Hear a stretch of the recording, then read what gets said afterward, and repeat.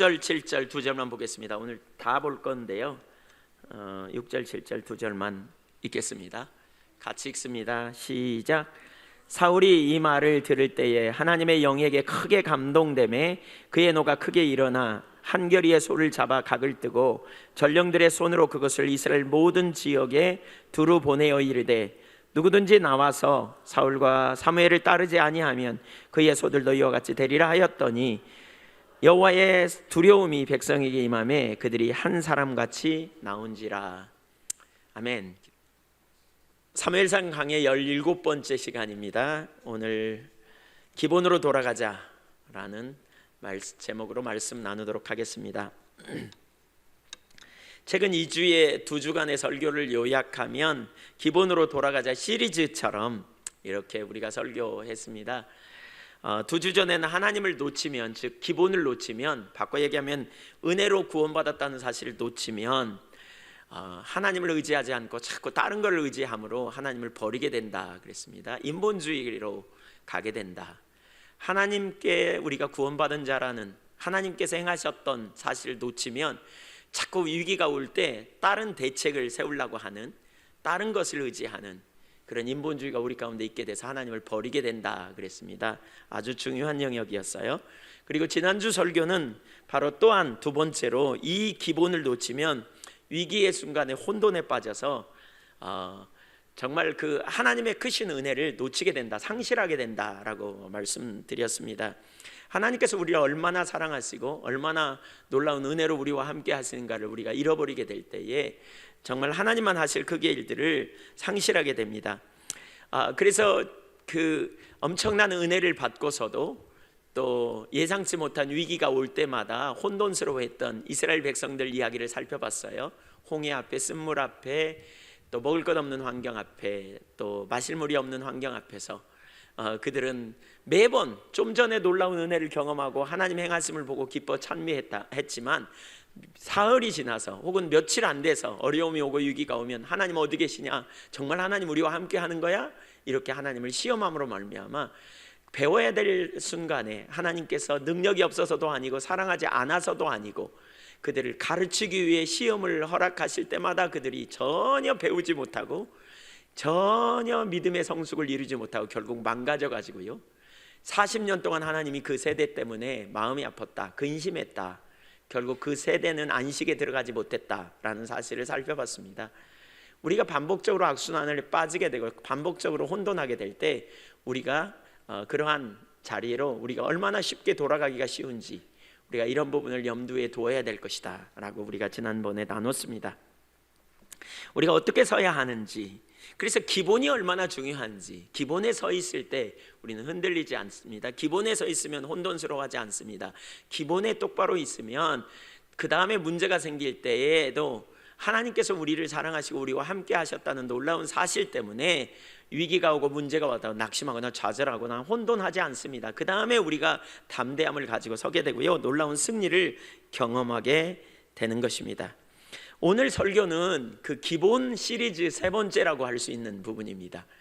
그래서 제가 기본으로 돌아가자 가로 열고 3 이렇게 쓰려고 그러다가 지난주에 2라고 안 썼기 때문에 오늘 그냥 기본으로 돌아가자 이렇게만 했습니다.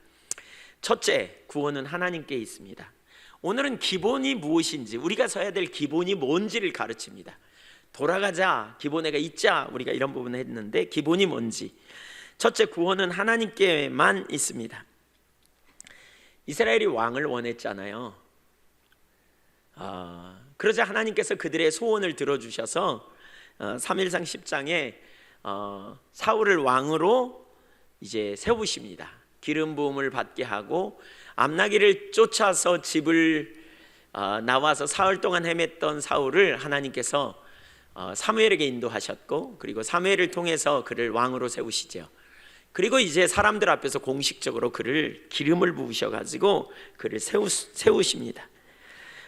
공식적으로 뽑혔지만 그럼에도 불구하고 그는 왕으로서 별로 할 일이 없는, 여전히 그래서 밭에 나가서 소를 끌고 있는 그런 모습을 오늘 11장에 보면 나옵니다. 5절에 마침 사울이 밭에서 소를 몰고 오다가 이르되, 그가 왕으로 뽑혔어요. 10장 후반부에 보면 근데 11장에 가니까 뭐 했다고요? 밭에서 소를 끌고 왔다는 거예요. 밭에서 소를 끌고 왔어요. 하나님께서 어떤 사람에게 사명을 주셨다 할지라도 일상적인 삶을 살 수 있어요. 하나님이 세우시기 전까지는. 그러니까 되게 중요한 게 이거예요. 하나님이 세우셔야 돼요. 어떤 사람에게 소명을 주셨고 그 소명을 주셨으며 사람들에게 세웠다고 역할을 맡겼다 할지라도 그 역할을 감당하기까지 세워지는 기간이 있어요. 그래서 부르심과 세우심 사이에 이 기간을 감안해야 돼요. 이 기간이 제일 짧았던 사람이 누구냐? 사울이에요. 물론 그 사울은 그것 때문에 사실 빚어지는 기간이 없었어요. 부르심과 세우심 사이에 이 빚어지는 기간이 있어요. 그리고 이 시간 동안 뭐 하느냐? 하나님 앞에서 하나님께 초점을 맞추고 잘 가야 성숙이 돼요. 많은 사람들은 이 부르심과 세우심 사이의 기간을 허비하지요. 그러니까 놓쳐버리게 돼요. 그러나 일상의 삶을 충실히 살면서 하나님과 교제하는 자리에 가야 돼요. 다윗도 그랬어요. 그가 왕으로 세움 받았지만, 그러나 기름 부음 받았지만 하나님이 그를 세우실 때까지 오랜 시간이 걸렸어요. 요셉도 마찬가지고요, 바울도 마찬가지예요. 그래서 우리가 항상 염두에 둬야 될 게 뭐냐? 부르심을 받았다면 세우시기까지, 세워주시기까지 우리가 기다릴 필요가 있다는 거예요. 자, 부르신 분도 하나님이시고 세우신 분도 하나님이신데요, 한마디로 말하면 하나님이 하셔야 세워진다는 말인데요, 여기 사울이 왕으로 공식적으로 뽑혔지만 그가 뭐 이렇게 할 일이 별로 없어요. 왜냐하면 사람들이 권위도 별로 인정 안 했던 것 같아요. 그를 내세우지도 않았던 것 같아요. 누가 뭐 그의 말을 따라줘야 왕 노릇도 하잖아요. 그렇죠? 왕으로 세워지면 못해. 인정을 안 하는데. 그러니까 별로 내세울 것도 없고 별로 이렇게 나갈 수도 없고 그냥 그런 상황을 지금 보내고 있는 거예요, 사울은. 그런데 갑자기 어떤 말을 듣냐면요, 길르앗 야베스, 사울의 외가 쪽 사람들, 먼 외갓집 친척벌 되는 그 사람들에게 위기가 왔다는 소식이 전해졌어요. 드디어 때가 된 겁니다. 그래서 오늘 우리가 읽은 본문에 보면 6절을 가만히 한번 보시죠. 거기 6절부터 7절까지 보면 5가지의 행동이 이렇게 쭉 나옵니다. 어떤 단락이 이렇게 나눠져 있습니다. 6절 7절을 한번 보겠습니다. 첫째는 사울이 이 말을 들을 때에, 바로 이게 하나님의 때가 됐다는 거예요. 어떤 말을 들을 때에 뭔가 역사가 나타나는 거죠. 어떤 일이 일어날 예비 단계예요. 동기예요. 이 말을 들은 것이 사울이 세워지는 시작점이에요. 그 다음에 두 번째로 무슨 일이 있냐? 하나님의 영이 그에게 크게 감동했다 그랬어요. 이 부분 설명을 할 거예요. 그랬더니 세 번째, 그 다음에 그 반응으로 뭐가 있느냐? 화가 났다. 노를 크게 냈다 그랬어요. 노가 크게 일어났다. 그리고는 네 번째로 한 결이의 소를 잡아, 이 말은 한 결이라는 말은요, 한 쌍을 말합니다. 밭을 갈 때 2마리가 갈았나 봐요. 그래서 이 2마리의 밭을 잡아 각을 떠서 전령들의 손으로 이스라엘 각 지역에 보내고 나와서 그러면서 말합니다. 누구든지 나와서 사울과 사무엘을 따르지 아니하면 그의 소들도 이와 같을 것이라, 이렇게 말하는 거예요. 그러니까 사울이 갑자기 용기가 생겼어요. 담대해졌어요. 그리고 너무너무 소중히 여겼던 소를 잡아요. 암나기를 찾으러 사흘이나 헤맸던 사울 아닙니까? 그래서 사실 소들도 매우 귀해요. 농사짓는 시대에 소는 엄청 귀하잖아요. 농기구가 발전하지 않았을 때 소가 없으면 밭을 못 갈아요. 그러니까 소는 너무너무 귀중한 거예요. 근데 그 소를 잡아가지고 각지로 보냈다는 거예요. 우선순위가 정해진 거죠. 갑자기 사울이 이렇게 변합니다. 그랬더니 5번째, 여호와의 두려움이 백성에게 임하매 그들이 한 사람같이 나왔더라. 그래가지고 무슨 일이 벌어졌더라? 전쟁의 대승을 이뤘더라, 이렇게 말해요. 전쟁에 크게 이겼어요. 자, 여기 사울이 세워지는 과정을 볼 수 있어요. 그러니까 요약해서 3가지만 살펴보면, 첫째, 그는 성령으로 크게 감동했어요. 한번 따라서 하시죠. 성령으로 충만케 돼야 된다. 그는 성령으로 크게 감동됐어요. 언제요? 아무 때나 그런 게 아니에요. 소식을 들었을 때. 그러니까 뭐예요? 이게 하나님의 때예요. 문자적으로 말하면, 이 구절을 문자적으로 해석하면 하나님의 신이 사울에게 강력하게 임하셨다라는 뜻입니다. 이는 곧 사울이 하나님의 장중에 사로잡혀 하나님의 일을 감당할 만한 능력의 사람이 되었다는 뜻입니다. 곧 성령의 도구가 되었다는 의미입니다. 그러니까 사울이 갑자기 그 부르심을 받았지만 그가 세우심의 자리에 가는 전환점에 있어서 너무너무 중요한 핵심은 성령께서 그에게 임하셔야 된다는 겁니다. 저는 많은 사람들이 그 성령의 이러한 능력이 없게 됨으로 말미암아 이렇게 무능한 삶을 사는 걸 참 봅니다. 어떤 사람들은 하나님의 은혜를 경험하면서도 불구하고 이 땅에서 이렇게 능력 없는 삶을 살게 되는 것을 이렇게 봅니다. 그런데 있잖아요, 우리 가운데 참 중요한 게 그거더라고요. 결국 뭐냐면 성령님이 우리 가운데 임하셔야 돼요. 그러니까 우리가 염두에 둬야 될 아주 중요한 한 가지는요, 여러분, 우리의 인생은 의미 없는 인생이 아니에요. 우리 모두는 예수 그리스도를 믿음으로 말미암아 새로운 피조물이 됐고요, 예수 믿은 우리를 주님께서 우리를 통해서 하나님 나라를 넓혀가기 원하세요.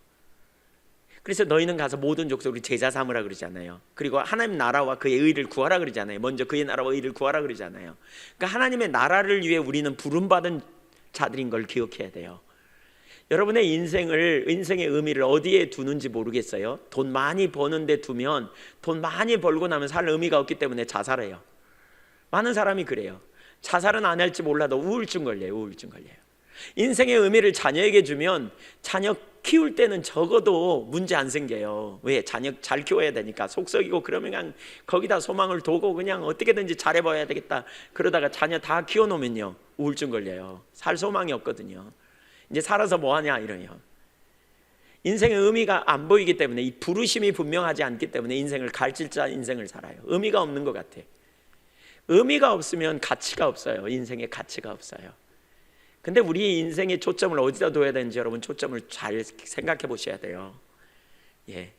인생의 의미를 행복에도 불행하다고 느껴지는 순간 살 소망이 없어지는 거죠.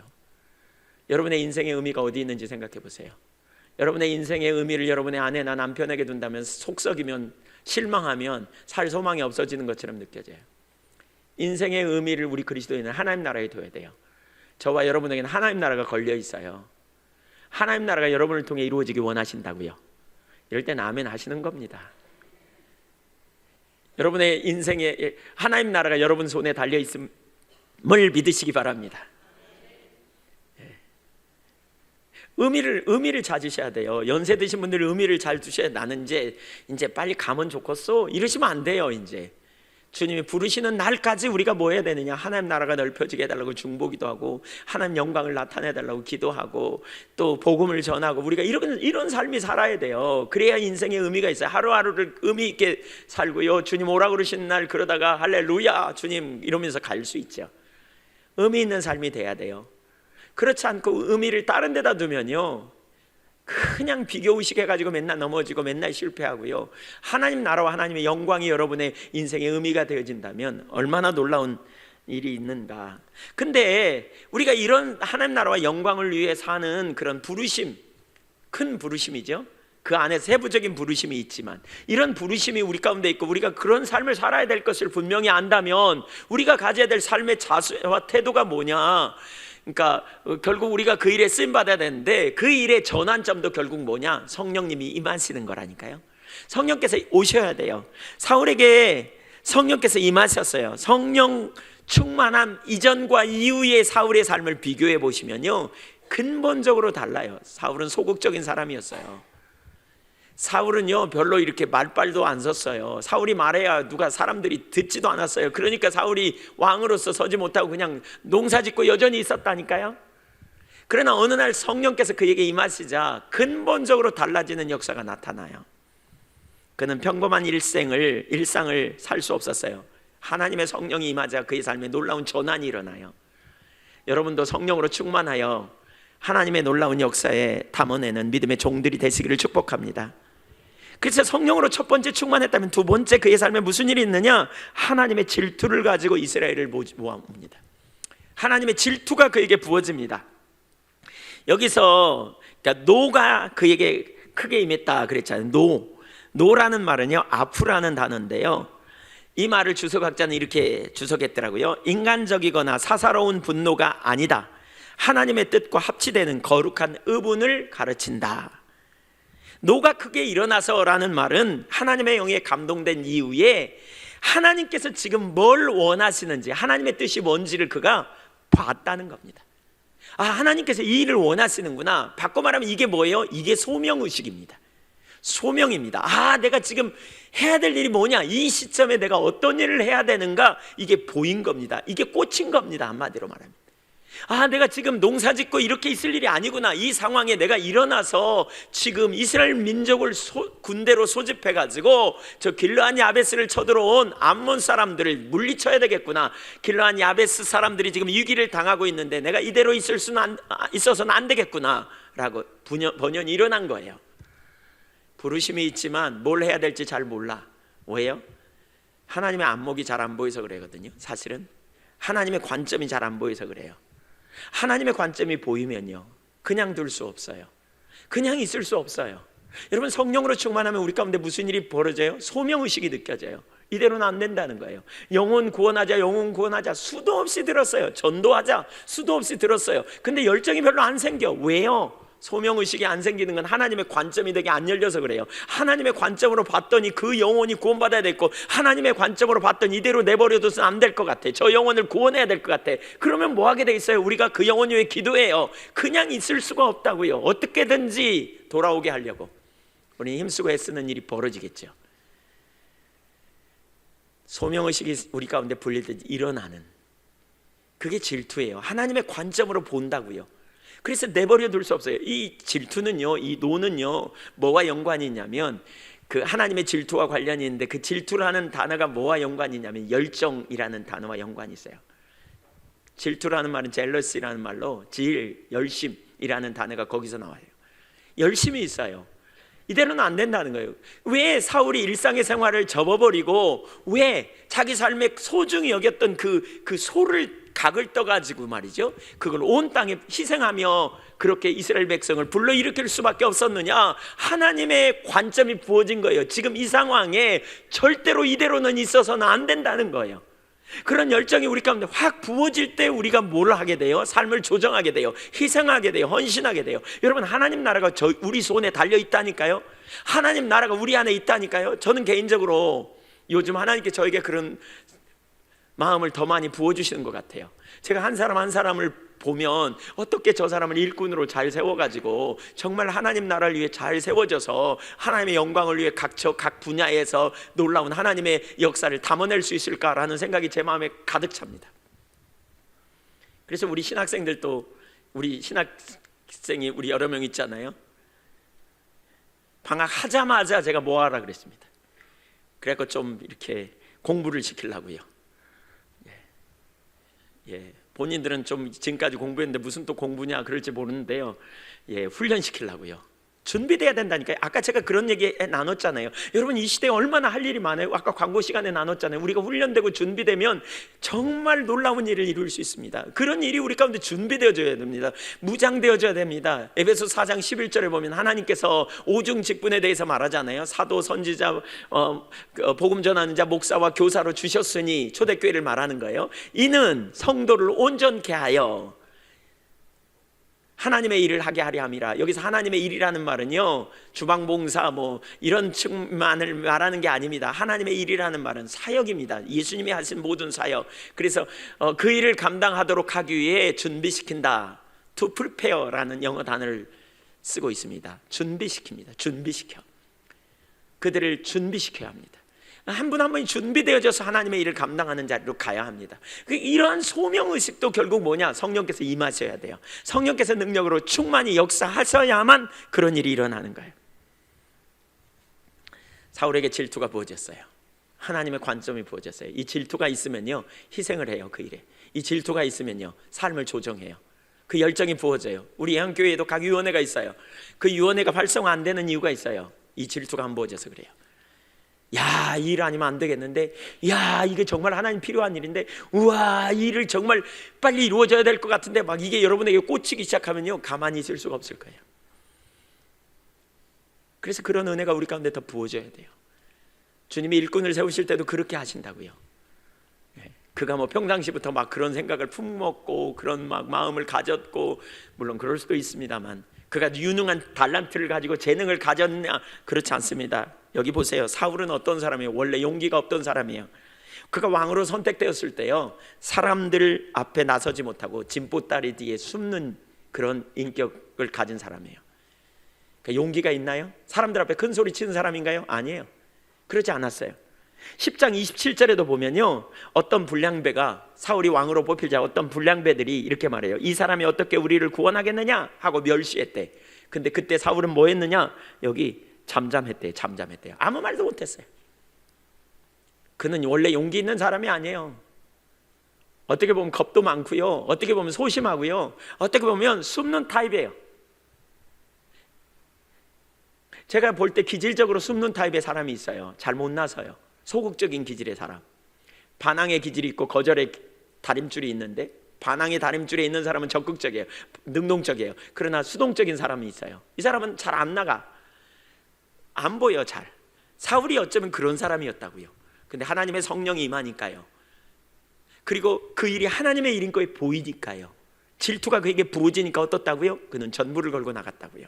삶을 조정하는 일들이 일어났다고요. 우리가 성령으로 충만해야 될 이유가 여기 있어요. 성령께서 여러분에게 충만히 임하시기를 사모하십시오. 세 번째, 그랬더니 어떻게 됩니까? 그래서 성령으로 충만해서 그 질투가 일어나서 나가서 자기 소를 잡아가지고 각을 떠가지고 내보내는 거예요. 그러면서 뭐라 그래요? 너네 안 나오면 너네 소들도 다 이렇게 만들어 놓을 거야, 이렇게 말하는 거예요. 사울이 갑자기 없던 용기가 팍 생긴 거죠. 담대함이 생긴 거죠. 다 나와? 여러분, 사울을 비웃었던 사람들이 그 말을 듣고 나와요. 신기하게도 다 나온다니까요. 그 말을 듣고 다 모였네. 여기 보니까 왜 모였느냐? 성경은 이렇게 말하고 있어요. 사울의 말이 무서웠더라 이렇게 말하는 게 아니고요, 여호와의 두려움이 백성에게 임함에 그들이 한 사람같이 나온지라 그랬어요. 결국 사울의 말을 누가 뒷받침했느냐? 하나님께서 뒷받침했어요. 하나님께서 그냥 안 두셨다고요. 하나님께서 뭐 어떻게 했어요? 그들을 불러내셨어요. 그들을 이끌어내셨어요. 결국 뭡니까? 33만 명이나 다 모입니다. 이스라엘 백성들이 강력한 능력으로 하나님께서 뒷받침해 주시니까 33명의 사람들이 33만 명, 죄송합니다, 마음자를 뺐어요. 33만 명 모였습니다. 왜요? 하나님 두려움을 주셨어요. 결국 한마디로 말하면 뭐예요? 하나님이 하셨다는 거예요. 결국 이걸 보아야 돼요. 저는 이렇게 봐요. 우리가 세상을 살면서 또는 우리가 어떤 역할이 주어져도 사람들이 내 권위 아래 안 들어와. 이 권위는요, 무력을 통해서 권위를 행사할 수도 있고요, 뭔가 사람들을 잘 이렇게 뭔가 친절을 베풀어서 권위를 가질 수도 있어요. 근데 그 권위는 하나님이 뒷받침하셔야 주어져요. 권위는 주님으로부터 와요. 주님이 능력을 부으셔야 돼요. 오늘날 기독교가 세상에서 능력이 없는 이유가 뭔 줄 아십니까? 바로 이 하나님의 은혜가 거쳐서 그래요. 여러분, 이 은혜가 거쳐서 그래요. 여러분이 여러분의 가정에서 여러분의 자녀들을 향해 무슨 말을 해도 자녀들이 권위를 우습게 여긴다. 왜 그런 줄 아세요? 세상 탓이라고 하지 마세요. 여러분, 전도해도 사람들이 안 먹힌다, 세상 탓이라고 하지 마세요.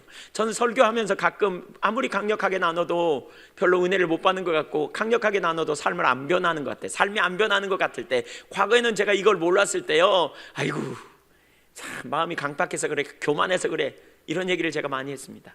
속으로, 대놓고는 안 했지만 너무 죄송합니다. 알고 봤더니요, 원래 우리는 교만하고 강박해요. 저를 비롯해서 아무도 예외 없이.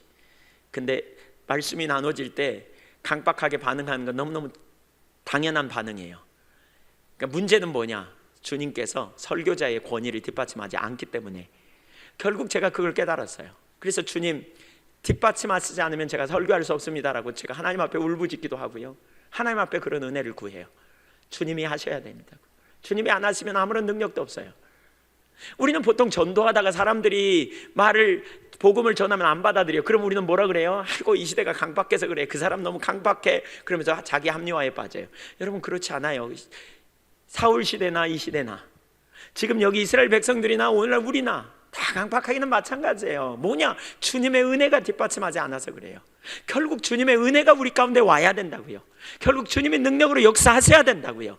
주님께서 간섭하셔야만 우리 삶에 능력이 있다고요. 우리는 입을 넓게 열어야 돼요. 주님, 내게 그러한 은혜를 부어주세요 라고요. 우리는 환경을 보면서 합리화하지 말고, 다른 사람 보면서 탓하지 말고요, 하나님 앞에 가서 하나님 은혜가 없이는 안 된다고 우리는 그렇게 말할 수 있어야 돼요. 저와 여러분이 그 자리에 가기를 소원합니다. 결국 뭐예요? 이걸 왜 가르쳐요? 여기 보면 나타나는 게 뭐예요? 누가 하셨다는 거예요? 이 승리를 누가 이루셨다는 거예요? 하나님이 하셨다는 거예요. 하나님께서 역사하셨다는 거예요. 하나님만 이루셨다는 거예요. 구원은 하나님 손에 달려 있어요. 따라서 보세요. 구원은 하나님께 있다. 능력은 하나님께 있다. 이거 하나님께 있다는 사실을 알면 얼마나 신나요? 내게 있지 않아요. 그래서 우리는 낙심할 이유가 없는 거예요. 그러면서 돌아서서 낙심하는 대신 돌아서서 주님의 은혜를 구한 자로 가야 돼요. 능력이 없다면 주님의 은혜를 구하자고요. 또 뭔가 잘 됐다고 교만 떨 이유도 없어요. 왜? 내가 아니요, 주님의 은혜였으니까. 여러분, 주님의 은혜였으니까. 우리가 이걸 놓치면 안 돼요. 그분이 하시는 거예요. 그분의 능력이십니다. 우리가 그분을 의지한 자로 가야 됩니다. 우리 자신을 보지 말라는 것입니다. 하나님이 하시면 순식간에 놀라운 전환이 일어납니다. 새로운 의식, 소명의식도 거기서 나와야 합니다.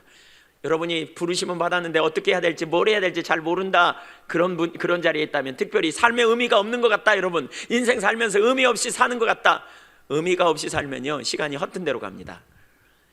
의미가 없으면 자꾸 텔레비나 끼웃끼웃하고요, 의미가 없으면 자꾸 엉뚱한 생각하고요, 자꾸 죄 짓는 생각하게 됩니다. 의미가 없기 때문에 그래요.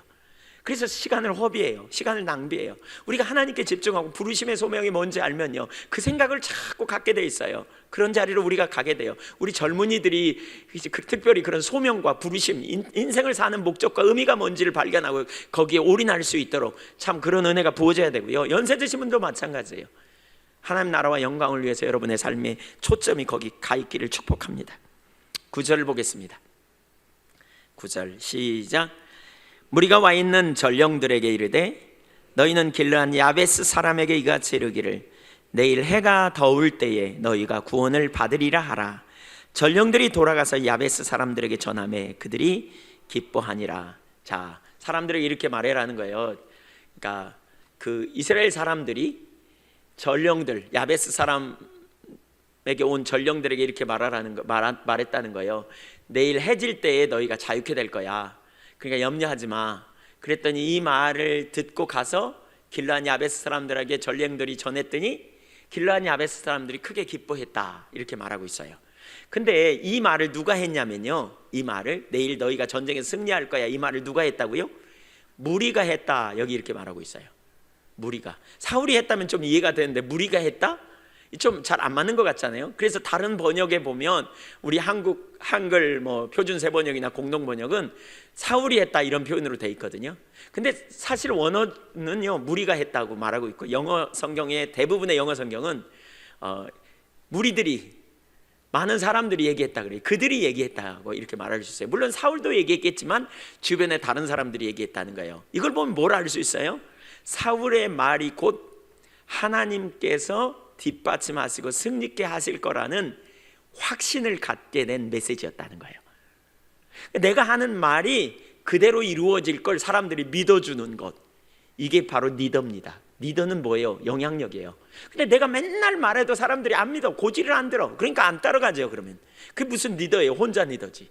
근데 성령께서 뒷받침하셨기 때문에 그런 역사가 나타나는 거죠. 성령님이 강력하게 능력으로 역사하시면 이런 일이 일어나요. 사람들이 내 말을 믿어 따라주는 거죠. 그러니까 이게 리더에게 얼마나 중요한 자질이고 또 얼마나 필수적인 것인지 우리가 깨달을 필요가 있죠. 그래서 그런 은혜를 우리 가운데 부어주시기를 우리가 사모해야 돼요. 결국 사울의 말들을요, 그들은 대승을 거둡니다. 11절 읽겠습니다. 시작.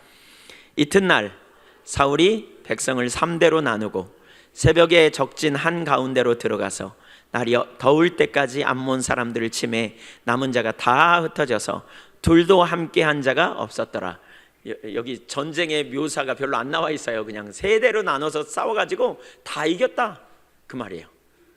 좀 너무 싱겁게 나오지 않아요? 왜요? 이겼다는 건 별로 안 중요해요. 그냥 이긴 걸만 전하면 돼. 그 과정은 이미 다 설명돼 있어요. 이 과정은 사울이 똑똑해서도 아니고요, 사울이 잘나서도 아니고요, 하나님께서 소심한 사울을 왕 삼아가지고 그에게 능력을 부으셔가지고 그로 분을 일어나게 하고 하나님의 관점을 갖게 하고 그를 쓰셔서 놀라운 역사를 이루신 거예요. 한마디로 말하면 뭐예요? 하나님이 전쟁에서, 하나님께서 전쟁에서 그들을 승리케 하셨다는 거예요. 하나님께서 승리케 하셨다는 거예요.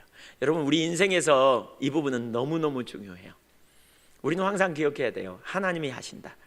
창세기 1장 1절 한번 외워볼까요? 태초에 하나님이 천지를 창조하셨느니라.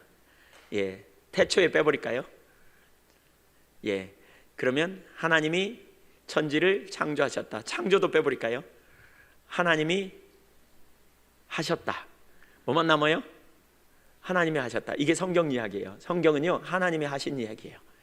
그래서 여러분, 하나님이 쓰셨던 믿음의 종들의 공통적인 고백, 그들이 한 마지막 설교, 예를 들면 모세가 한 마지막 설교가 신명기잖아요.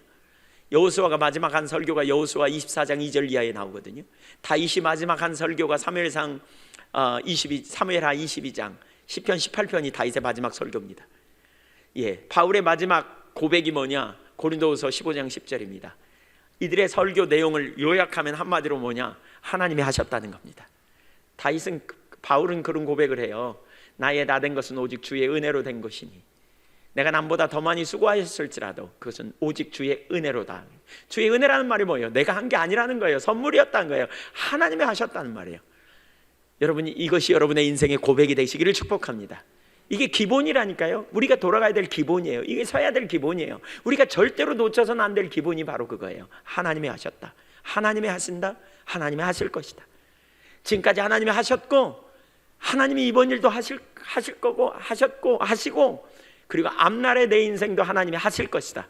그분이 말씀하시면 불가능한 일이 없었고, 그분이 말씀하신 대로 안 이루어진 일이 하나도 없었고, 모든 일이 그분의 뜻과 그분의 주권 아래서 온전히 성취되어진다. 하나님은 하신다. 한번 따라서 하십시다. 한번 같이 외쳐볼까요? 하나님은 하신다. 더 크게 한번 외치죠. 하나님은 하신다. 하나님만 하신다. 아멘. 우리가 놓쳐서는 안 될 일이에요. 하나님은 하세요. 소극적인 성품의 사람은 자꾸 자기를 봐요. 익숙한 곳에 돌아가요. 끄집어내려고 그러면 절대 안 나와요. 그랬던 사울에게 그냥 성령께서 임하시니까 그냥 제 발로 나와. 그냥 의미 있는 인생으로 변화되는 거예요. 그 순간 그는 놀라운 하나님의 사람으로 바뀌는 거예요. 우리가 소극적이고 성품이 이렇게 소극적이고 잘 이렇게 길이 안 보이고 그럴지라도 하나님이 하실 때, 하나님께서 간섭하실 때 그의 인생은 순식간에 놀라운 전환이 일어나고 바뀌어지는 역사가 나타난다니까요. 하나님 그런 분이세요. 구원은 하나님이세요. 두 번째, 구원이신 하나님을 안다면 겸손해야 합니다. 12절 13절을 보겠습니다. 우리가 그 기본을 안다면 겸손의 자리로 가야 합니다. 겸손. 12절을 읽어보겠습니다. 시작. 백성이 사무엘에게 이르되 사울이 어찌 우리를 다스리겠느냐 한 자가 누구니이까 그들을 끌어내소서 우리가 죽이겠나이다. 사울이 이르되 이날에는 사람을 죽이지 못하리니 여호와께서 오늘 이스라엘 중에 구원을 베푸셨음이니라. 사울을 통해 놀라운 승리가 이루어졌어요. 그러니까 사람들이 그냥 사울을 얼마나 달리 보겠어요? 그러면서 그 중에 일부가 그러는 거예요. 야, 이거 전에 이렇게 놀라운 하나님이 쓰신 하나님의 사람 사울을 전에 10장 27절에서 어찌 사울이 우리를 다스리겠느냐 한 그 불량자들이 있었는데 그렇게 말한 자를 끌어내서 우리가 다 죽입시다. 그리고 사무엘을 찾아와요. 누가? 일단은 무리들이 온 것 같아. 그러니까 사울을 못되게 굴고 사울에 대하여 부정적으로 말했던 어떤 사람들 다 죽이자는 거예요. 내버려둬서는 안 되겠다는 거예요. 그냥 두지 말자는 거예요. 저들을 처형하자는 거예요. 사무엘에게 왔어요. 자, 여러분이 사울이고요. 여러분이 그런 말을 들었다면 어떻게 할까요? 정치적인 적이거든요. 정적이에요. 정치적인 대접자들이에요. 여러분 같으면 어떻게 하시겠어요? 아니, 나한테 와서 한 것도 아니에요. 그 옆에 있는데 저기 보니까 사무엘에게 사람들이 가 무슨 말 하나 봤더니 안 들으려고 그러는데 들려. 보니까 나를 대적하는 무리들을 다 죽이자는 거예요. 전에 그렇게 말했던 사람 죽이자는 거예요. 그러면 여러분 같으면 어떻게 했어요? 저 같으면 그럴지도 모르겠어요. 그냥 못 들은 척하고 슬그머니 피해줘 자리를. 그러면 그 다음에 게임 끝이에요. 어떻게 됐을까요? 다 죽었어요. 어쩌면 사무엘이 말렸는지 모르겠지만 하여튼 사람들 분위기로 말하면 보면 지금 자기를 멸시했던, 얼마나 화가 나요. 나를 멸시했는데 내버려두면 안 될 것 같잖아요. 내가 지금 왕인데 특별히 이제 옛날과 신분이 달라졌는데 너 주고 보자 이랬을지도 모르는데 슬그머니 피했을지도 몰라요. 근데 사울은 뭐 하느냐? 적극적으로 가서 말려요. 안 된다고, 죽이지 못하게 해요. 얼마나 도량이 넓어요. 얼마나 마음 씀씀이가 넓냐고요. 이쯤 돼야 지도자 아닌가요? 사실 이렇게 마음 넓은 지도자들이 사실 필요하죠. 지금 보니까 뭐 이렇게 최근에 어떤 사람은 도지사가 돼가지고 상대편 당에게 정무부지사가 되어달라고 했던 사람들도 있더라고요. 우리나라 정치 지도자들 중에. 자기 편 아니면 다 적이죠. 이런 태도를 취하는 시대에 이렇게 넓은 마음을 갖는 거 얼마나 이게 참 귀해요. 근데 여러분 잘 보세요. 사울이 그 넓은 마음을 가진 요인이 뭔지 아십니까? 왜 그렇게 할 수 있었는 줄 아십니까? 그는요 13절에서 분명하게 그걸 고백해요. 뭐라 그러느냐? 여호와께서 오늘 이스라엘 중에 구원을 베푸셨다. 한마디로 하면 이 구원은 하나님이시다는 거예요. 내가 한 게 아니라는 거예요. 나를 세운 분도 하나님이시고 전쟁에 이기게 하신 분도 전적으로 하나님이시기 때문에 그는 자기가 누구인지 알아요. 그는 자기가 승리할 수 있었던 것은 전적으로 하나님의 역사요. 자기가 원래 잘났고 자기가 원래 대단했기 때문에 그런 사람이 아니라는 걸 알아요. 그는 오늘 우리 그리스도인들이 기본으로 돌아가야 될 이유가 바로 여기 있습니다. 우리가 기본으로 돌아갈 때 우리는 성경이 말하는 참된 그리스도인으로서 살 수 있습니다. 산상수훈을 여러분 읽어보십시오. 산상수훈에 나오는 예수님의 명령을 들어보십시오. 왼뺨을 치거든 오른뺨을 돌려대라. 겉옷을 달라 그러면 속옷을 줘라. 사람들이 너에게 잘못했거든 70번씩 7번까지도 용서해라. 온유한 심정을 가져라. 다른 사람에 대해서. 여러분 예수님이 말씀하시는 산상수훈 명령, 성경이 명령하고 있는 것은요 전제를 하고 있어요. 전제. 우리의 힘과 우리의 능력으로 그 자리에 갈 수 있는 게 아니라요 우리가 바로 그렇게 구원받은 자라는 사실을 알아야, 그것이 전제되어야, 바꿔 얘기하면 은혜로 구원받은 자요 내가 하나님의 은혜 가운데서 이렇게 오늘날까지 왔다는 사실이 인식되어져야만 우리가 그 삶을 살 수 있는 것이지요. 바꿔 얘기하면 기본으로 돌아가야 돼요. 기본에 토대해야 돼요.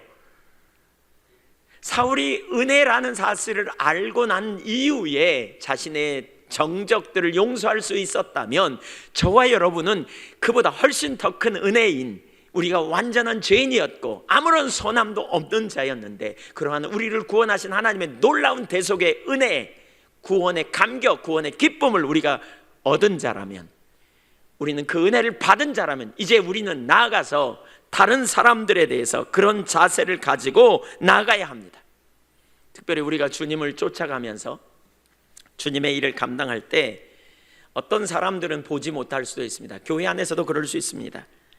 또 어떤 일을 내가 주님의 일을 쫓아가면서 감당해 갈 때 보지 못하거나 혹은 미성숙해서 그것을 이용한 마귀의 공격의 통로가 되어서 나를 힘들게 하고 어려움을 줄 수도 있습니다. 하나님의 일을 대적하는 그러한 일이 일어날 수도 있습니다. 그런 사람들, 그런 상황을 만날 때 우리는 바로 사울과 같은 자세가 필요합니다.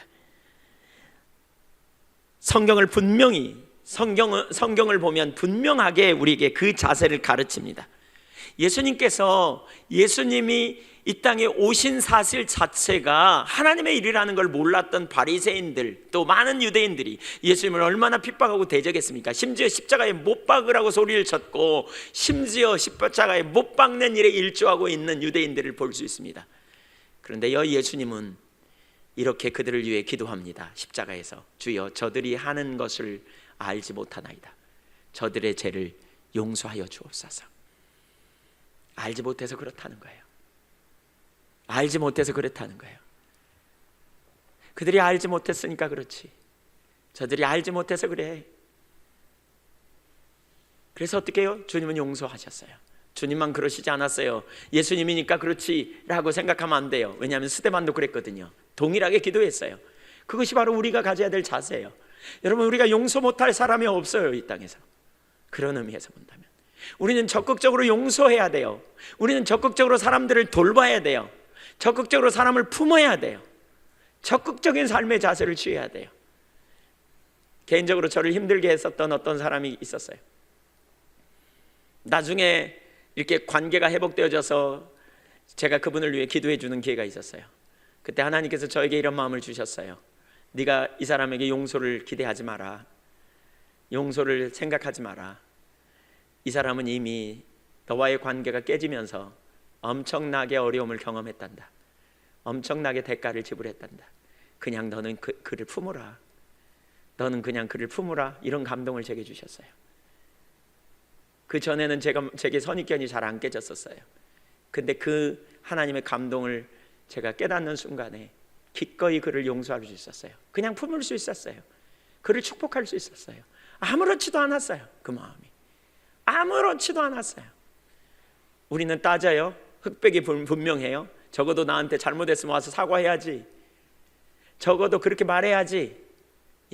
본인은 그렇게 할 필요가 있습니다. 당연히 본인 자신을 위해서. 잘못했으면 우리가 누군가한테 잘못한 게 분명하다면 잘못했다고 말해야 합니다. 그러나 상대방은 그런 자세를 가져서는 안 됩니다. 그런 자세를 취해서는 안 됩니다. 받아들이려고 해야 합니다. 알지 못해서 그렇다라고 받아줘야 합니다. 그래서 기꺼이 그렇게 축복해야 합니다. 기꺼이 그렇게 서려고 해야 합니다. 성경은 이런 말을 하죠. 온유한 자는 복이 있나니. 온유한 자가 복이 있대요. 말은 뭐예요? 우리보다 온유하래요. 다른 사람을 받아주라는 거예요. 공격하지 말라는 거예요. 부드러우라는 거예요. 성령의 9가지 열매를 볼까요? 화평하래요. 사랑하래요. 사랑은 성령의 9가지 열매 중에 하나예요. 화평해요. 우리가 어떻게 다른 사람과 관계가 화평해야 되는가? 오늘 제가 우리 예배 시작하자마자 분리의 영을 대적하라고 하나님 그런 마음을 주시는 것 같더라고요. 분리의 영이 혹시 여러분의 삶 가운데 해방한다면 강력하게 대장해 화평의 자리로 여러분 가야 돼요. 싸움을 해야 돼요. 우리가 싸워야 될 대상은 사람이 아니에요. 그 뒤에 회방하는 어둠이에요. 영적인 어둠과 싸워야 돼요. 그런데 우리가 어떻게 오래 참을 수 있습니까? 우리가 어떻게 다른 사람에 대해 자비할 수 있습니까? 자비로운 마음을 가질 수 있습니까? 어떻게 다른 사람에 대해서 양선, 친절하는 삶으로 살 수 있습니까? 어떻게 다른 사람에 대해서 온유할 수 있습니까? 사랑이라고 화평, 오래 참음, 자비, 양선, 충성, 온유, 절제. 성경은 그 삶이 우리의 열매가 되어야 된다고 말합니다. 어떻게요? 바로 그 자리에 가야 돼요. 우리가 죄인이었다는 사실을 아는 게 중요해요. 내가 얼마나 끔찍한 죄인이었는가를 아는 게 중요해요. 내가 얼마나 온전치 못한 죄인이었는가를 인식하는 게 너무너무 중요해요. 내가 하나님 그런 자였습니다. 성경은 뭐라 그랬어요? 용서하래요. 여러분, 저는 우리 신앙에 있어서 가장 중요한 2가지 요소를 꼽으라고 한다면 하나님 사랑, 이웃 사랑이라고 믿습니다. 예수님도 그렇게 말씀하셨어요. 첫째는 하나님을 사랑하는 것이요, 둘째는 첫째와 같으니 내 이웃을 내 몸처럼 사랑하라. 이웃을 사랑하는 것의 1순위가 뭐예요? 이웃을 용서하는 것부터 시작돼요. 부정적인 걸 제하는 거예요. 이웃을 용서해야 돼요. 적극적으로 용서해야 돼요. 제가 가끔 기도 사역할 때 그런 감동이 있다고 나눠요. 여러분 중에 어떤 분은 관계로 인한 어려움이 있는 것 같은데 관계의 어려움 화해하라고. 제가 그런 얘기를 자주 나눴더니 제게 들려오는 얘기예요. 뭐 관계에 문제 없는 사람은 어디 있어? 우리 목사님 맨날 관계만 얘기해. 여러분, 그건 세상 사람들이 해야 될 얘기입니다. 관계에 문제 있는 채로 그리스도인은 지내가면 안 됩니다. 우리 지난 주간에도 성령사역학교 가면서 치유 사역에 대해서 다루는데 거기 앞에 나와서 이렇게 시범을 보이는 어떤 그 중에 한 분을 기도 사역하면서도 그분들 문제입니다. 육신에 뭐 머리도 혼돈스럽고 여기 어깨도 아프고 허리도 아프고 또 다른 아픔도 있고, 그런데 그분의 그 영적인 그 육신의 질병 이면에 관계로 인한 아픔의 문제가 있음을 보았거든요. 영적인 문제, 하나님과의 관계와 이웃의 문제. 여러분, 이 2가지 문제는요 너무너무 중요한 문제입니다. 우리가 하나님의 자녀로서 친밀한 교제 가운데 서기 원한다면 이웃에 대한 미움이나 섭섭함을 둔 채로 하나님 앞에 나아가려고 하면 안 됩니다. 상대편이 어떻게 나오든지 나는 끊어야 돼요. 어떻게 해야 돼요? 여러분에게 미움이나 섭섭함이 있다면 회개해야 돼요. 반드시 회개하십시오. 적당히 하지 마십시오. 분명하게 회개하십시오. 그리고 상대편 용서한다고 선포하십시오. 그리고 여러분 안에 미움과 섭섭함의 감정이 없어질 때까지, 쓴뿌리가 안 올라올 때까지. 쓴뿌리는 뭐예요? 그 생각이, 억울한 생각이 자꾸 올라오고요, 자꾸 미운 생각이 올라오는 거예요. 그걸 잘라야 돼요. 상대편에 대해 섭섭한 마음이 올라와요. 그걸 잘라야 돼요. 싸워야 돼요. 어떻게 싸워요? 축복해요. 상대편 진짜 잘 되게 해달라고, 진짜 하나님 선하게 해달라고, 완전하게 해달라고. 이게 강력한 능력이 있어요. 축복해 보세요. 정말 상대편을 좋은 마음으로 축복하면요, 우리 속에 섭섭한 감정이 끊어져요. 해도 되고 안 해도 될 게 아니에요. 반드시 다뤄줘야 돼요. 이게 안 다뤄지면요, 마음에서 입으로 나오게 돼 있어요. 반드시 입으로 나오면 또 다른 죄입니다. 이게 쓴뿌리가 막 뻗어나가는 겁니다. 쓴뿌리의 양분은 뭔 줄 아십니까? 내가 다른 사람에 대해서 부정적으로 말하는 거예요.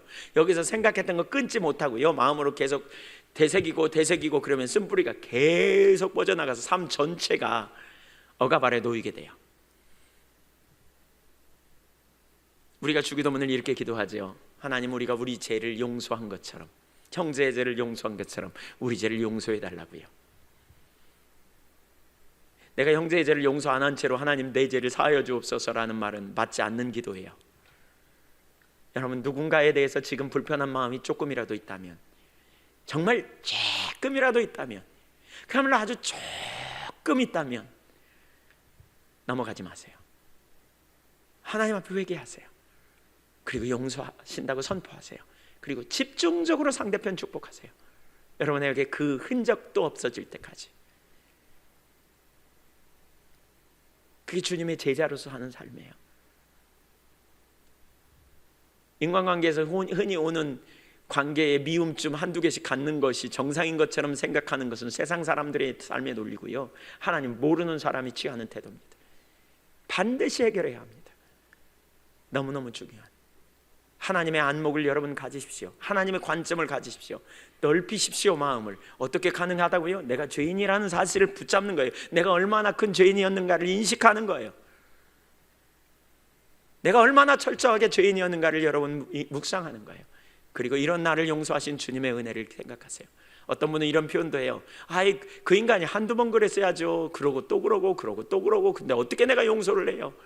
예수님도, 여러분이 예수님의 입장에 생각해 보세요. 예수님이 여러분을 향해 이렇게 말한다면 어떠시겠어요? 그 인간이 한두 번 회개했었어야지, 와서 또 회개하고 또 넘어지고 회개하고 또 그 짓하고 또 그 짓하고.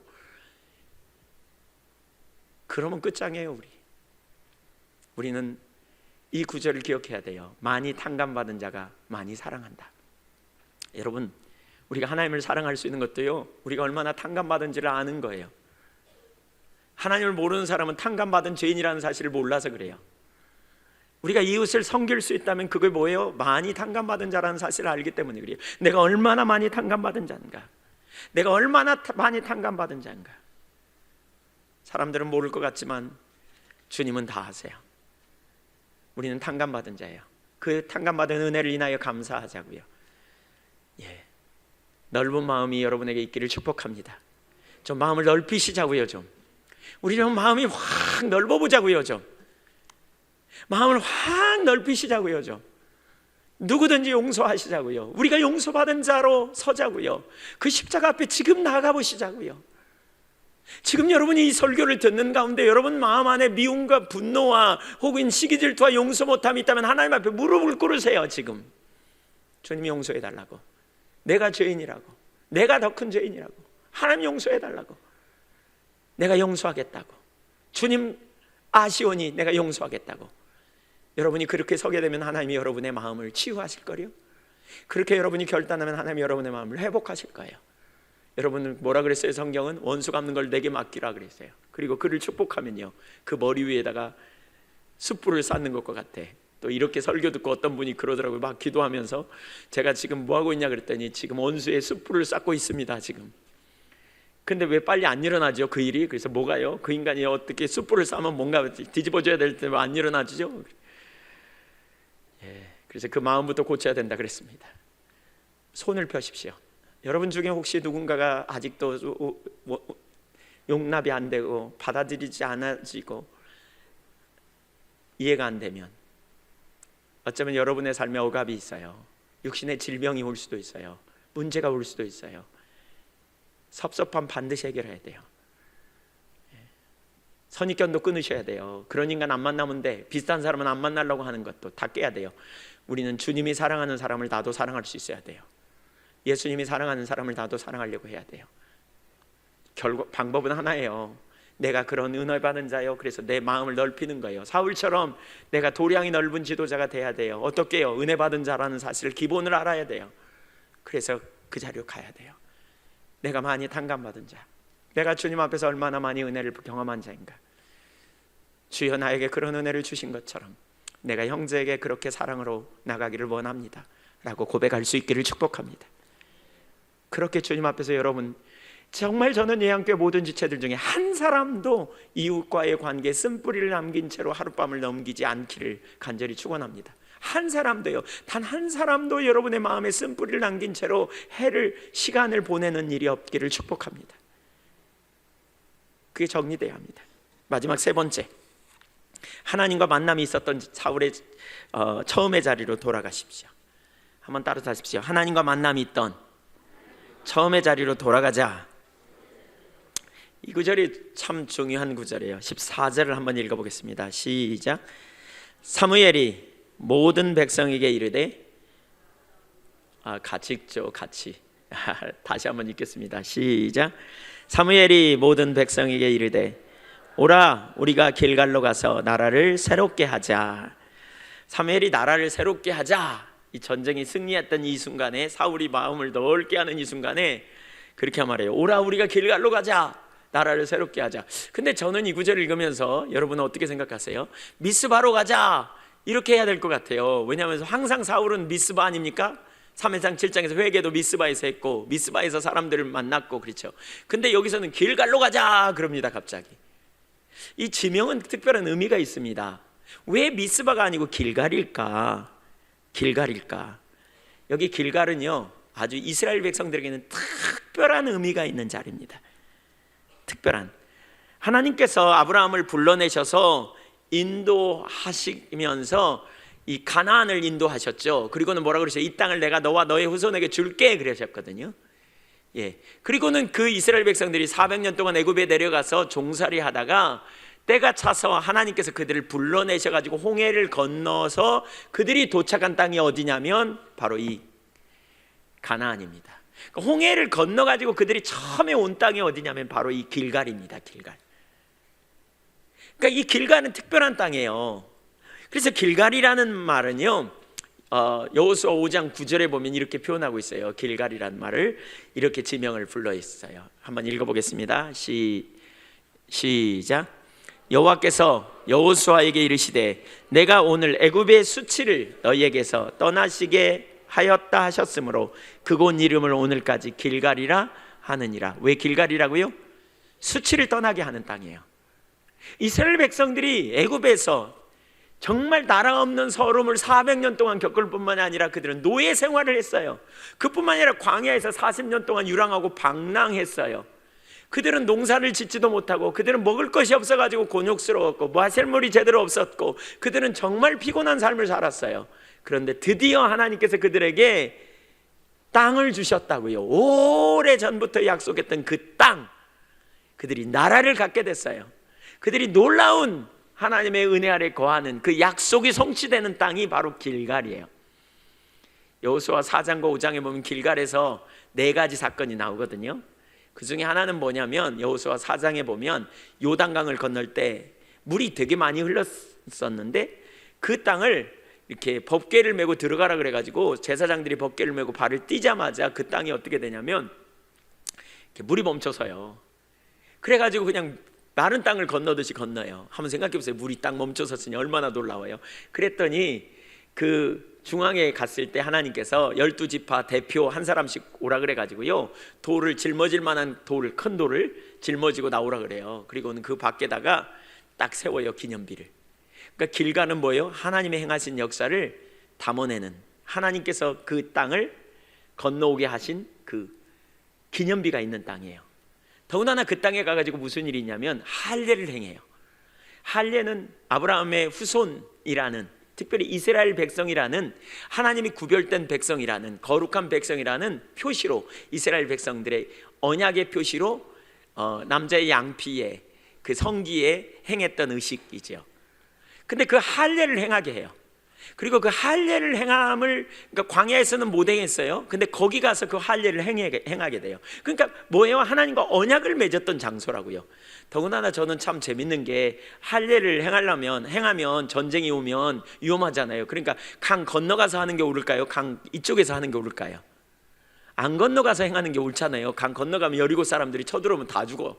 근데 강 건너가자마자 할례를 행하라 그래요. 그러니까 뭐예요? 믿음으로 하나님만 신뢰하도록 하시는 거거든요.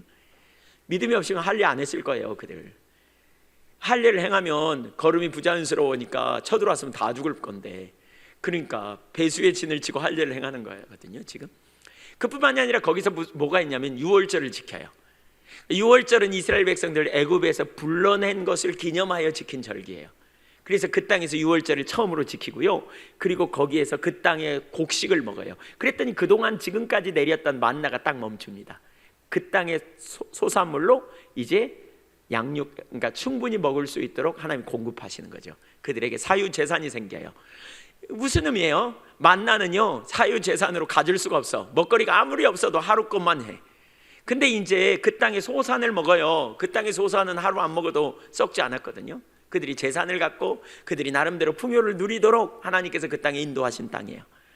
그뿐만 아니라 거기서 그런 일을 다 행한 다음에 여리고성을 갈 때에 여호수아 5장에 보면 나오는 사건 중에 하나가 뭐냐면, 군대 장관이 딱 앞에 섭니다. 무슨 일이에요? 하나님께서 군대 장관으로 함께 하셔서 이스라엘 백성들을 가나안 점령하는데 승리케 하시겠다는 거예요. 그래가지고 그 앞에서 여호수아가 이렇게 말하거든요. 너 우리 편이야 저쪽 편이야?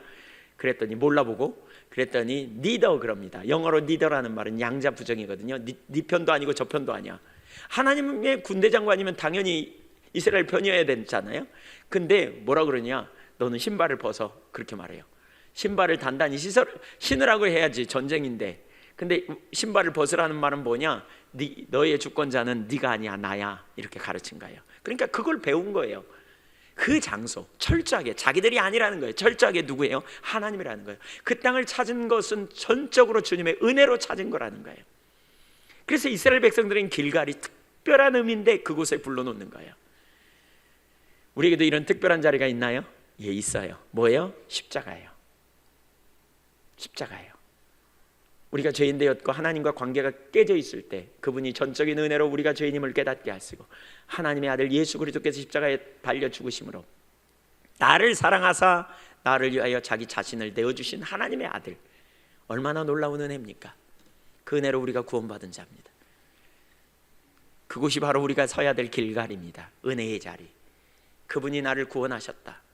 내 노력이나 내 열심으로가 아무것도 통하지 않는 그 자리에 주님께서 나를 위해 죽으셨고 그 은혜로 내가 구원을 얻게 되었다. 이게 우리가 서야 될 길갈의 자리예요. 우리는 이 자리로 자꾸 돌아가야 돼요. 무슨 일을 할 때도 우리는 자꾸 돌아가야 돼요. 그들이 거기서 한 행동이 두 가지거든요. 그 중에 하나가 왕을 세웠어요. 왕을 세울 때 특별히 더 조심해야 되겠죠. 왜요?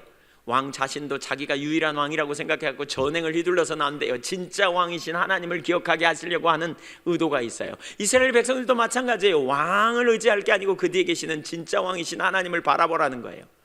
우리가 어떤 인생의 일을, 중요한 일을 결정할 때도 항상 우리는 이 처음의 자리로 가야 돼요. 처음의 자리로. 내가 어떤 일을 결정할 때, 어떤 일을 시작할 때, 여러분이 어떤 중대한 일을 결정할 때도 항상 처음의 자리로 가야 돼요. 내가 죄인이었고 죄인된 나를 구원하신 하나님이 계시지 않은가. 내가 잘 나간다면 이것은 전적인 주님의 은혜요. 내가 실패했다면, 내가 지금 잘 안 된다면, 지금 어려움이 있다면, 난관이 부딪힌다면, 그리고 하나님의 인도하심이 분명한데도 그런 상황이라면 그 상황에 우리는 하나님의 은혜를 구하며 믿음으로 갈 수 있겠죠.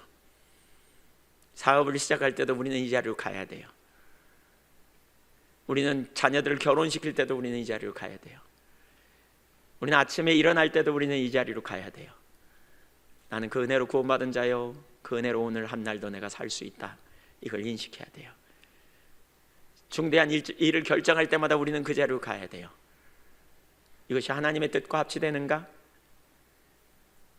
내가 혹시 하나님을 놓치면서 일을 결정하고 있지 않은가? 이게 하나님의 기준과 맞는가?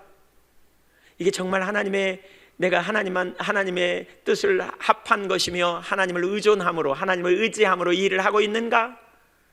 항상 우리는 하나님께로 이렇게 돌아가야 돼요. 항상 우리는 주님께 이렇게 나아갈 수 있어야 돼요. 그리고 그분이 하신다면 우리는 그분 앞에서 우리의 손을 펼 수 있어야 돼요. 아, 그분의 능력이구나. 이 자리로 우리는 돌아가야 돼요. 중요한 일을 결정할 때마다 우리는 그 앞에 가야 돼요. 처음으로 우리의 길갈로, 여러분의 길갈로 돌아가셔야 돼요. 두 번째로 길갈에서 행했던 두 번째는요, 화목제사를 드렸어요. 15절을 한번 읽어보겠습니다. 15절 같이 읽습니다. 시작. 모든 백성이 길갈로 가서 거기서 여호와 앞에서 사울을 왕으로 세우고 길갈에서 여호와 앞에 화목제를 드리고 사울과 이스라엘 모든 사람이 거기서 크게 기뻐하니라. 여호와 앞에서라는 말은 코람데오라는 말입니다. In the presence of God, 하나님 앞에서, 하나님의 임재 앞에서 하나님이 인식하고 서는 거예요. 하나님이 누구이신가를 바라보며 서는 거예요. 그분의 임재 앞에서 서는 거예요. 그분의 통치 안에 서는 거예요. 그분의 주권 아래 서는 거예요. 지금 내가 그분 앞에 서는 거예요. 그러면서 뜻을 결정하고요, 두 번째로는 화목제사를 드려요. 여기 화목제가 뭐예요? 하나님과의 관계를 화목해 하는 거예요. 화목제물 대신 예수님이시죠. 하나님과 나와의 관계가 온전케 되는 거예요. 바꿔 얘기하면 뭐예요? 하나님과의 관계를 매번 우리는 거기서 새롭게 하는 거예요. 십자가 앞에 가면 뭐가 보이나요? 우리가 선함이 없다는 사실을 깨달아요. 내 안에 어떤 능력도 없다는 사실을 발견해요. 내 안에 소망이 없다는 걸 발견해요. 그래서 하나님의 아들이 오셨고, 하나님의 아들이 아니면 어떤 소망도 어떤 능력도 없다는 사실, 생명도 없다는 사실을 우리는 깨달아요. 그런데 그거 없다고 좌절할 것도 아니에요. 왜요? 그런 나를 위해 주님이 구원해내셨으니까. 그래서 그 보혈을 의지하여 우리는 보좌 앞에 가요. 죄책감에 더 이상 눌리지 않을 이유가 여기 있어요. 내 안에 답이 없으니까. 그래서 하나님의 아들이 오셨으니까. 그래서 우리는 보혈의 공로를 의지하여 그분의 보좌 앞에 나가요. 우리가 지속적으로 하나님을 찾아야 돼요. 바로 이 자리에 가야 돼요. 사울의 문제가 뭡니까? 여러분, 사울 지금 보세요. 얼마나 사울은 공손한 사람이고 얼마나 그 출발이 귀합니까? 근데 사울의 이 겸손이요, 끝까지 못 가요. 좀 지나니까 하나님, 진짜 왕이신 하나님을 잊어버리고 아나무인으로 놀다가요, 결국 하나님께 버림받는단 말이에요. 왜 그럴까요? 그래서 우리는 사람 믿을 게 아니에요. 한때 잘 나간다 그래서, 한때 겸손하다 그래서 그 사람이 다 된 게 아니라는 거예요. 우리 중에 아무도 예외 없이 한때 겸손하다가도 초점이 자기 중심으로 돌아가면 넘어져 버릴 수도 있다는 거예요. 그래서 사울은 결국 하나님께 버림받잖아요. 그래서 우리는 지속적으로 어디로 가야 되느냐? 기본으로 가야 돼요. 길갈로, 십자가로. 내 속에 선함이 없는 자야, 나는 어떤 선함도 없었다. 그런 나를 위해 하나님의 아들이 오셔서 나를 사랑하셔서 함께 살리시고 함께 일으키시고 함께 하늘 보좌 우편에 함께 하셨다. 그 하나님의 은혜가 얼마나 크고 놀라운가. 그래서 우리는 낙심도 좌절도 안 해요. 그리고 집중해서 주님을 찾게 되는 거죠. 주님을 구하는 거죠. 주님을 추구하는 거죠. 길갈로 가면요, 길갈로 우리가 나아가면요, 이런 마음으로 길갈로 가면 우리는 입을 넓게 엽니다. 제가 오늘 일부 예배 드릴 때 하나님 그런 감동을 주셔서 나가서 찾아봤어요. 너는 입을 넓게 열라 내가 너를 채우리라. 그렇게 하였지만 저들이 찾지 않았다. 시편 81편 10절에 나오는 말씀이거든요. 9절에 그렇게 말해요. 너희 중에 다른 신을 두지 말고 이방신에게 절하지 말라. 나는 너를 애굽 땅에서 인도하여 낸 여호와 네 하나님이니 너의 입을 넓게 열라 내가 채우리라 하였으나 내 백성이 내 소리를 듣지 아니하며 이스라엘이 나를 원하지 아니하였도다. 그러므로 내가 그의 마음을 완악한 대로 버려두어 그의 임의대로 행하게 하였도다. 내 백성아 내 말을 들으라. 이스라엘아 내 도를 따르라. 하나님께서 입술을 넓게 열라는 말은 무슨 의미냐면요, 하나님을 갈망하라는 거예요. 결국 주님이 우리 가운데 오셔야 능력이 있잖아요. 하나님을 사모하란 말이에요. 하나님을 기다려야 된단 말이에요. 제가 오늘 아침에 일어나가지고 설교 준비를 하고 있는데 제 아내가 이렇게 말했어요. 찬양도 하고 뭐 그러는 것 같더니 나와서 그러더라고요. 저한테 지금 자기가 뭐 하고 있냐면, 제 아내가 뭐 하고 있냐면 하나님을 기다리고 있대요. 그래서 그러면서 뭐라 그러냐면 찬양팀이 찬양 연습도 하고 제가 설교 준비를 해도 결국 하나님 안 오시면 아무 일도 안 일어날 텐데 주님을 기다리는 시간이 필요한 것 같다. 그래서 난 오늘 주님을 기다리고 있다. 지금 이 아침에 예배 나오기 전에 주님을 기다리고 있다. 예, 그래서 나도 기다리지. 그러고 저도 잠깐 주님 오시옵소서. 제가 주님 임하시옵소서. 주님 오시지 않으면 안 됩니다. 제가 이런 열망을 가지고 이렇게 얘기했습니다. 결국 주님이 임하셔야 됩니다. 그리고 주님이 임하시면 강력합니다. 주님이 오시면 능력이 있습니다. 여러분, 주님이 임하시지 않으면 소망이 없습니다. 그것이 우리가 돌아가야 될 기본이에요. 항상 잊지 말아야 될 기본이에요. 내 안에 답이 없어요. 그것 때문에 너무 낙심하지 마세요. 좌절하지 마세요. 절망하지 마세요. 답이 없을 때 주님이 십자가를 지시고 여러분의 답이 되셨잖아요. 그 예수 믿고 구원받았잖아요. 그 다음에 우리를 부르심을 받은 자예요. 의미 없는 인생 살지 마세요. 우리는 하나님 나라와 영광을 위해 부름받은 자예요. 내 인생 뭘 할지, 여러분 앞에 뭐 해야 될지, 뭐 어떻게 살아야 될지, 우리 청년들 뭐 해먹고 앞으로 살까 이런 염려 되세요? 그런 염려 되시면 주님 앞에 부르심의 소망을 가지고 나가세요. 주님 찾으세요. 그리고 주님 여러분 구하면 주님께서 임재하시면 여러분 뭐 해야 될지 금방 보일 거예요. 하나님 주신 열망 비전 이게 보여요. 저는 요즘 이렇게 개인적으로 그런 부분들이 제 마음에 훨씬 더 와 있어요. 하나님께서 저에게 그런 질투를 부으시는 것 같아요. 교회가 어떻게 세워져야 되고 오늘날 사람들이 어떻게 빚어져야 되는지. 이 한교만의 문제가 아니고요. 오늘날 조국 교회가 또 오늘 선교사님들이 또 한 분 한 분이 잘 세워지고 빚어지면 얼마나 크고 놀라운 역사가 일어나는가. 비록 드러나지 않을지 몰라도, 비록 나타나지 않을지 몰라도, 눈에 크게 효과가 보이지 않아도 작은 한 분 한 분을 섬기면 얼마나 놀라운 역사가 나타날지. 특별히 지난 주간에 제가 기도하는데 작은 교회를 섬겨야 되겠다. 뭐 이 한 교회도 크진 않지만 이 한 교회보다 훨씬 작은 교회, 소수의 교회, 얼마나 그런 교회들이 오늘날 많은지, 그런 교회들을 부지런히 섬겨야 되겠다. 서로 섬겨달라고 그런 마음을 갖는 분들도 많은데 부지런히 그렇게 되겠다. 하나님의 일을 우리가 부지런히 가야 되겠다. 자비량으로 부지런히 군사역 섬기는 것처럼 섬겨야 되겠다. 이런 마음이 제게 있습니다. 의미 있는 삶을 살아야 된다고요. 주님이 여러분을 부르셨다면 여러분을 쓰실 거예요. 여러분을 통해서 역사하실 거예요. 기대하십니까? 하나님을 기대하시자고요. 절망하지 말자고요. 낙심하지 말자고요. 입을 넓게 열자고요. 우리 하나님을 기대하시자고요. 입을 넓게 열자고요. 주님이 입을 넓게 열면 채우리라 그러셨어요. 여기서 입을 넓게 연다는 말은 뭐예요? 이거 주세요 저거 주세요가 아니에요. 그분이 오셔야 돼요. 주님이 임재하셔야 돼요. 주님이 역사하셔야 돼요. 이 때가 찬다는 말이 여러분 얼마나 신나는 일인지 몰라요. 제가 최근에 묵상하면서 여기서도 그러잖아요. 들을 때에 그랬잖아요. 때가 차면요 처지가 인식돼요. 때가 차면 상황이 인식돼요. 예수님이 오실 때가 가까우니까 상황이 인식된 막 중보기도자들이 일어났잖아요. 안나, 시므온 이런 사람들이 막 기도했잖아요. 우리에게도 그런 때가 하나님 가까이 와서 우리에게 그런 인식을 주시지 않나 싶고요. 저와 여러분이 그 자리에 더 갈 수 있기를 소원합니다. 주님을 기대하시자고요. 입을 넓게 열자고요. 우리 안에 해답이 없다고요. 그러나 우리가 연약할 그때에 주님께서 우리를 들어 하나님의 나라를 넓히고 놀라운 능력을 이루신 것처럼 오늘날 우리가 그렇게 하나님을 기대하고 하나님 앞에 나가시자고요. 혹시 여러분 환경을 보면서 낙심했습니까? 혹시 이번 주간에 여러분 상황을 보면서 좌절하고 하나님을 향한 기대감이 없이 혹시 여러분 주저앉았습니까? 혹은 포기하는 마음 자세가 여러분에게 있었습니까? 오늘 이 시간 회개하십시오. 혹시 여러분 인간관계에서 넓은 마음이 있지 못하고 자꾸 사람을 판단하고 평가한 자리에 있었습니까?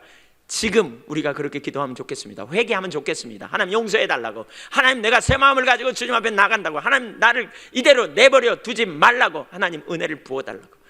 입을 넓게 열고 우리가 주님 앞에 한번 나가면 좋겠습니다. 저와 여러분이 그 자리에 서기를 간절히 소원합니다. 우리 찬양 하나 하고 기도하겠습니다.